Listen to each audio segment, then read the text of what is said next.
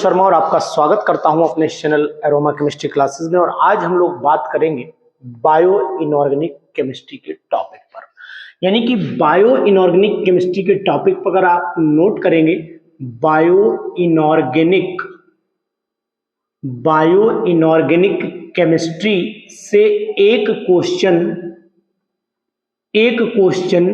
जरूर आता है। यानी कि अगर मैं पीजीटी के लेवल की बात करता हूं तो एक क्वेश्चन की गारंटी मैं ले सकता हूं कि एक क्वेश्चन इससे जरूर आएगा। और ये क्वेश्चन बहुत ही इजी होता है, केवल आपको मेटल्स की जानकारी होनी चाहिए। हमारी बॉडी में कौन कौन से मेटल्स किस के लिए रिस्पॉन्सिबल होते हैं, कौन कौन से मेटल किस बीमारी से जुड़े हुए होते हैं, कौन कौन से मेटल किस एंजाइम में कौन सा मेटल होता है, इस कैटेगरी के सभी क्वेश्चंस लगभग आते हैं। तो आज की वीडियो पूरी देखना है, बिल्कुल नहीं छोड़ना है, क्योंकि इस वीडियो से एक क्वेश्चन डेफिनेटली आपके एग्जाम में मिलेगा। अब कौन कौन से मेटल्स आपको याद रखने हैं, पहले तो आपको बताएं पोटेशियम, सोडियम, मैग्नीशियम, कैल्शियम, ये वाले मेटल तो नॉर्मल वे में आपको याद रखने हैं, है ना। ये सोडियम, पोटेशियम, मैग्नीशियम, कैल्शियम, ये तो सिंपल मेटल है जो आपको याद रखने हैं। लेकिन ये वाले बनारसी कार में आयरन को निकालकर कॉपर जिंक में मोहन, ठीक है ना। यहां से देखो, बनारसी कार में आयरन को निकालकर कॉपर जिंक ने मोहन टांगे, यहां लिख दो ने मोहन टांगे, ठीक है। तो अब इसमें क्या है, ये तो आपके एलिमेंट होंगे, बनारसी कार में आयरन को निकाल कर कॉपर जिंक ने मोहन मोलिब्डेनम टांगे टंगस्टन। ये आपको इतने एलिमेंट भी हमारी बॉडी में कहीं ना कहीं जिम्मेदार होते हैं। तो आपको ट्रिक भी मैंने बता दी है, यहां लिख दीजिएगा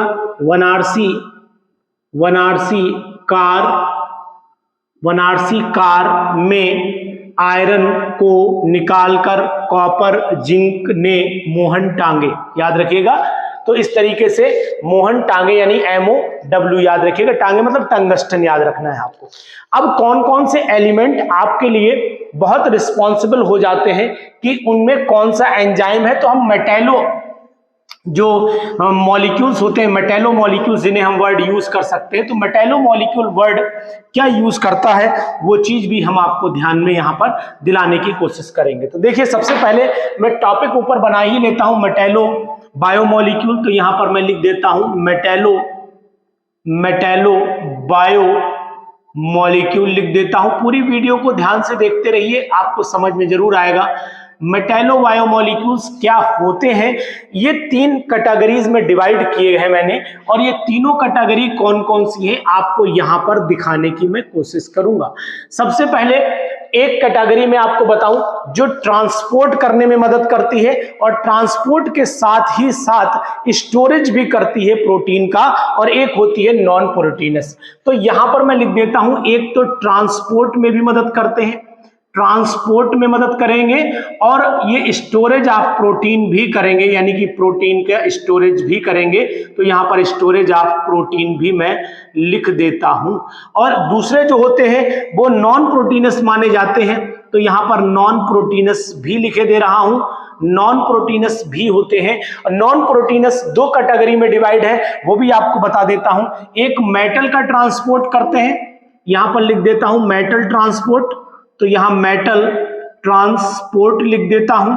और दूसरी कैटेगरी जो हमारे पास में है वो हमारी हो जाती है फोटो रिडॉक्स में आता है, तो यहां पर मैं फोटो रिडॉक्स लिखे देता हूं। तो मेटेलो बायोमोलिक्यूल जो होते हैं वो 2 कैटेगरी में दो कैटेगरी में डिवाइड हुए, एक तो ट्रांसपोर्ट और एक हुए स्टोरेज प्रोटीन में, और दूसरे नॉन प्रोटीनस में। एक एंजाइम होंगे, जो एंजाइम्स को मैं अलग से आपको टेबल की फॉर्म में अभी बताऊंगा। तो पहले आप इन दोनों को देख लीजिएगा। एंजाइम को हम लोग बाद में डिस्कशन करेंगे, तो यहां पर ये बात आपको ध्यान देनी चाहिए।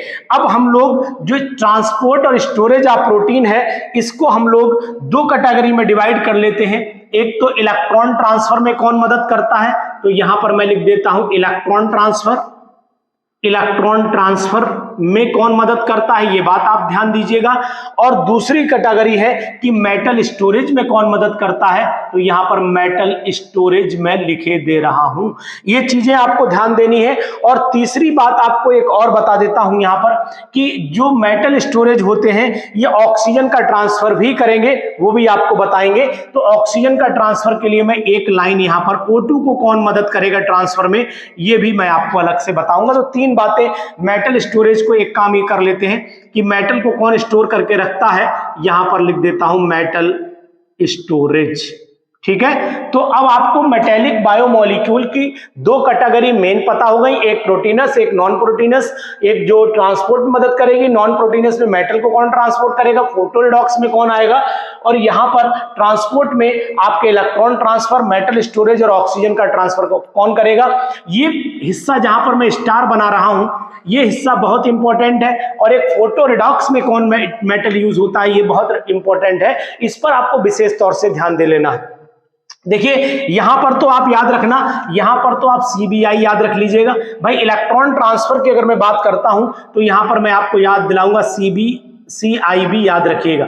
CIB अगर आप याद रखेंगे तो आपको याद रहेगा कि यहां पर अगर C से मैं बात करता हूं, I से बात करता हूं, यहां से B से बात करता हूं, दोनों से बता देता हूं। यहां साइटोक्रोम हो जाता है, क्रोम सब में लगा लीजिएगा, ये साइटोक्रोम हो जाएगा, साइटोक्रोम हो जाएगा, ये आयरन हो जाएगा, यहां पर आयरन और आयरन सल्फर ले लीजिएगा, आयरन सल्फर हो जाएगा, और यहां पर ब्लू कॉपर हो जाएगा, ब्लू कॉपर हो जाएगा।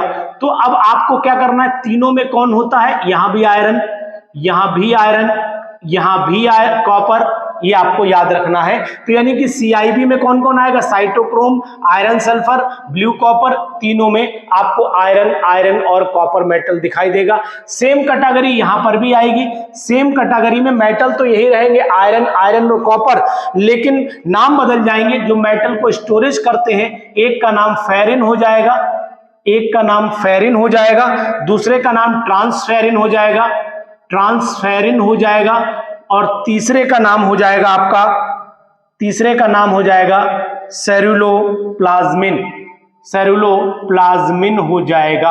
अब तीनों में वही सेम आयरन है और यहां पर कॉपर है और ये आयरन है।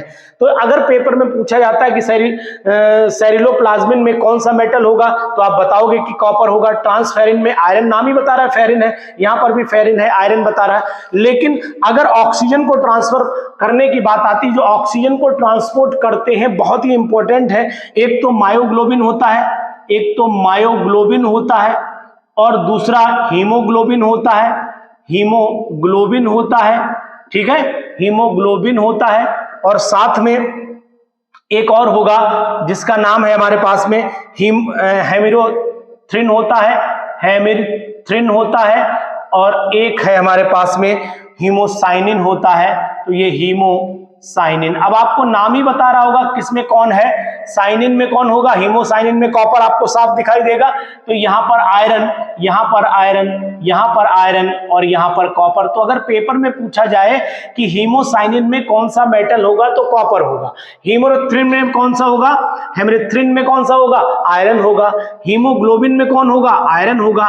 मायोग्लोबिन में कौन होगा, आयरन होगा। इस तरीके के क्वेश्चन एक अभी पिछली बार आया था, मैं आपको बताऊंगा कौन सा क्वेश्चन आया था।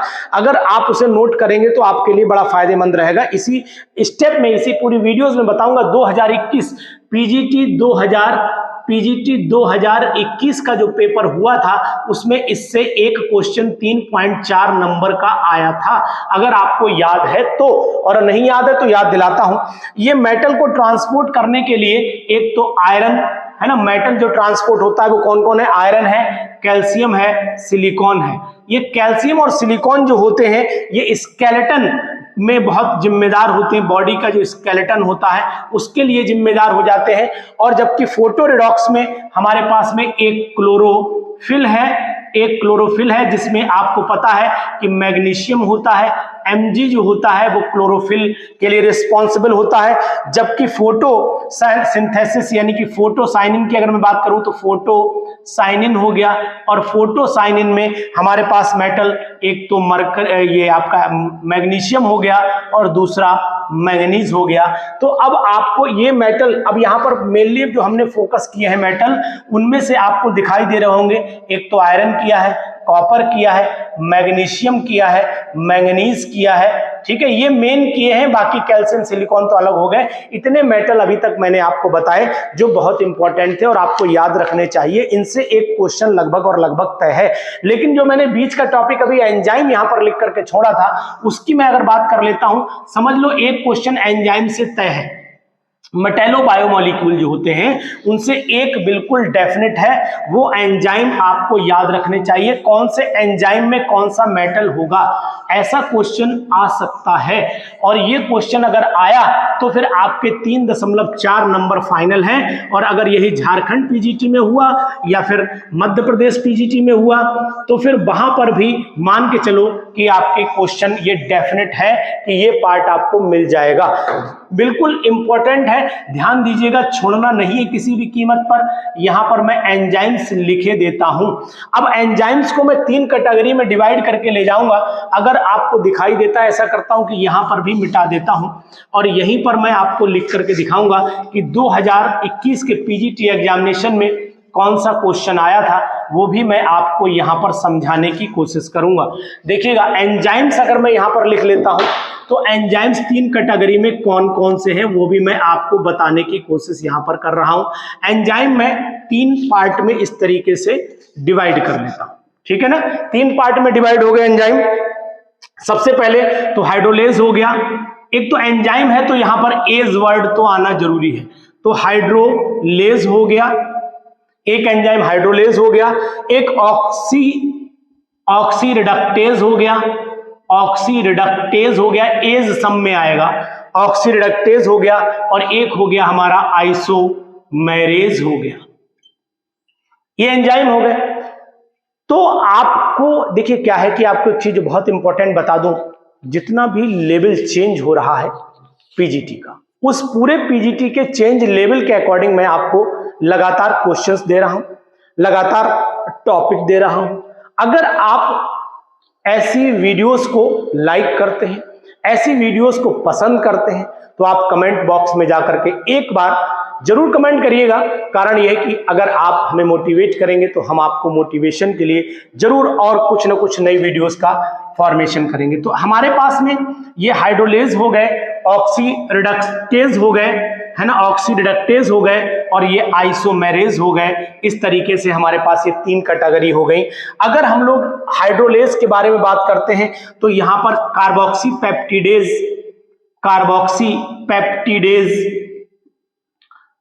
में होता है जिंक। ये पीजीटी 2021 में आया था, बहुत इंपॉर्टेंट, बहुत से लोगों का क्वेश्चन ये गलत हुआ था। इसके बाद अमीनो पेप्टिडेज होता है, अमीनो पेप्टिडेज होता है, अमीनो पेप्टिडेज, और इसमें जो होता है वो आपका ये हो गया Mg और Mn, ठीक है, ये हो जाते हैं। इसके बाद फॉस्फेटेज होता है, फॉस्फेटेज होता है, और इसके अंदर आपको पता होना चाहिए, सब मिला दो ऊपर वाले तीनों, मंगू, मांगे, जिंक। यहां पर लिखे दे रहा हूं मंगू, मांगे, जिंक, ठीक है, ये याद रखिएगा, इसमें तीनों होंगे फॉस्फेटेज में। अब ऑक्सी रिडक्टेज की बात कर लेते हैं, तो इसमें ऑक्सी रिडक्टेज में पहला तो ऑक्सीडेजेस होता है, दूसरा डिहाइड्रोजिनेजेस होता है, और तीसरा हाइड्रोक्सिलेजेस होता है, चौथा सुपर ऑक्साइड डाइमरेजेस होता है, यहां पे लिखता हूं सुपर ऑक्साइड, ये होता है आपका सुपर ऑक्साइड डिस्मेटेज होता है, सुपर ऑक्साइड डिस्मेटेज होता है, ठीक है। और उसके बाद डिसम्यूटेज भी लिखते हैं, कुछ डिसमेटेज भी लिखते हैं, तो फिलहाल डिसम्यूटेज लिखिए क्योंकि किताब में डिसम्यूटेज ही रहता है। नाइट्रोजिनेज होता है, एक नाइट्रोजिनेज होता है, और एक बात और है हाइड्रोक्सीजिनेज होता है। तो यहां पर हाइड्रोक्सीजिनेज में लिख चुका हूं, हाइड्रोक्सिलेज हो चुका है, हाइड्रोजिनेज लिख देता हूं, हाइड्रोजिनेज होता है। ठीक है, अब इनमें सब में कौन कौन सा मेटल है पहले तो आपको दिखा देता हूं। यहां पर ये हो ही गया MCuFe, ठीक MCuFe, ये सब में लिख डालिए, कहीं दिक्कत नहीं। MOCuFe, इसमें भी मोलिब्डेनम होता है, कॉपर होता है, आयरन होता है। इसके अंदर भी अगर हम चलते हैं, ऑक्सीडेज हो गया, डिहाइड्रोजिनेज हो गया, हाइड्रोक्सिलेज हो गया, इसमें भी आपका MOCuFe होता है। बस यहीं पर हाइड्रोक्सिलेज से रुक जाइएगा। अब ऑक्सीजनेज अगर होता है कहीं पर, तो ऑक्सीजनेज एक मैंने लिखा है, नहीं लिखा है, तो ऑक्सीजनेज में आयरन Fe हो जाता है। ठीक है, ध्यान रखिएगा। बाकी सुपर ऑक्साइड डिसम्यूटेज में जो होता है वो आपका कॉपर, जिंक और मैंगनीज हो जाता है, कॉपर, जिंक और मैंगनीज हो जाता है। नाइट्रोजिनेज में Fe और MO हो जाता है, और लास्ट में हाइड्रोजिनेज में भी आयरन हो जाता है। ये चीज आपको ध्यान देनी चाहिए। 1 2 3 4 5 6 7 में से एक आ सकता है, इंपॉर्टेंट है। तो ऑक्सीडेज में MOCuFe, डिहाइड्रोजिनेज में MOCuFe, हाइड्रोक्सिलेज में MOCuFe, तीनों में कॉमन याद रखिएगा। सुपर ऑक्साइड डिसम्यूटेज में कॉपर, जिंक, मरकरी, नाइट्रोजिनेज में आयरन, मोलिब्डेनम, हाइड्रोक्सीजिनेज में आपके आयरन हो जाएगा हाइड्रोजिनेज में, और ऑक्सीजनेज में आपका आयरन हो जाएगा। अब आइसोमेरेज में केवल एक आती है, विटामिन B12, जिसे हम लोग साइनोकोबालामिन कहते हैं, साइनोकोबालामिन बोलते हैं, और इसमें कोबाल्ट होता है। ये PCS में भी आ चुका था क्वेश्चन, ठीक, शायद 2011 वगैरह समथिंग में आया है PCS में, लेकिन PGT 2021 में भी सिर्फ इस क्वेश्चन आ सकता है। अब 2023 में एक प्रश्न आएगा, एक प्रश्न जरूर आएगा, इस बात का आप ध्यान दीजिएगा इस वीडियो से 100%। लेकिन एक बात इसके साथ और भी जानना जरूरी है कि किस मेटल की कमी से कौन सी बीमारी हो जाती है। आपको शायद पूरी स्क्रीन में दिखा दूं, पहले तो आप इसका स्क्रीनशॉट ले लीजिए और कहीं पर नोट कर लीजिए। कारण यह है कि इसमें से एक क्वेश्चन मिलना लगभग और लगभग तय है। अब यहीं पर आपको एक चीज जानकारी और दे देता हूं कि किस मेटल की कमी से कौन सी बीमारी होती है। वो बीमारी एक्सेस में भी हो सकती है और वो डेफिशिएंसी से भी हो सकती है। एक्सेस से कौन होगी और डेफिशिएंसी से कौन होगी, इस पर भी हम लोग चर्चा कर लेते हैं।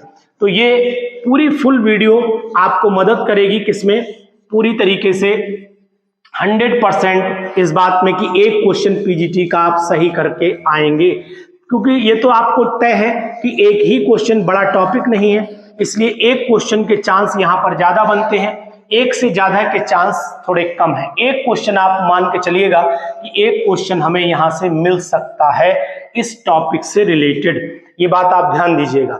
अब हम लोग बात कर लेते हैं कि कौन कौन से मेटल और कौन कौन सी डेफिशिएंसी हो जाती है। सबसे पहले हम यहाँ पर कैल्शियम लिख लेते हैं।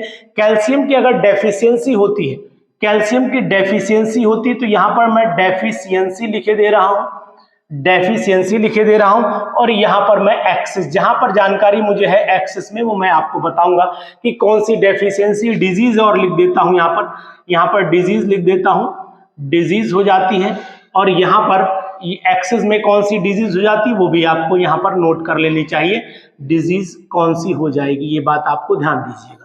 अब कैल्शियम मिला तो यहां से बोन डिफॉर्मेशन हो जाता है, तो यहां पर मैं लिख देता हूं कि कैल्शियम की जो डेफिशिएंसी होगी तो यहां पर बोन डिफॉर्मेशन हो जाएगा, डिफॉर्मेशन हो जाएगा, यानी हड्डियों में प्रॉब्लम आएगी।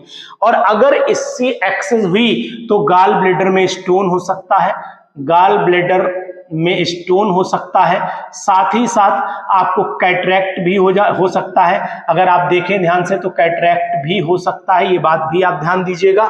इसी तरीके से अगर कोबाल्ट की कहीं पर कमी होती है तो यहां से कोबाल्ट से एनीमिया के चांस भी बहुत हैं।